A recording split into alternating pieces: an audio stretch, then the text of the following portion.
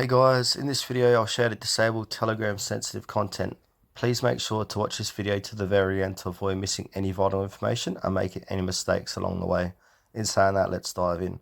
Alright guys, this tutorial works for both iOS and Android users. And another thing to note, you won't be able to do this inside your Telegram app directly because there's no such option to do so. The only way you can do it is open up a web browser on your phone and just follow along. So go to Google and type in web Telegram and click on the first result, Telegram. And now it's going to ask you to log in more than likely. So go ahead and do that. But if you're already signed in, that's fine. Alright, and now from here, click on the hamburger icon. Should be top left hand corner of your screen. And then click into settings. And then from here, scroll down. And then from here, click on privacy and security.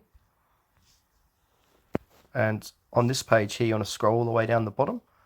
And then where it says sensitive content. And what you want to do from here is just, I've got a tick next to disable filtering, which means it is filtering out sensitive content. But we want to enable it. So I'm going to uncheck that. And now what that's done has enabled sensitive content on Telegram.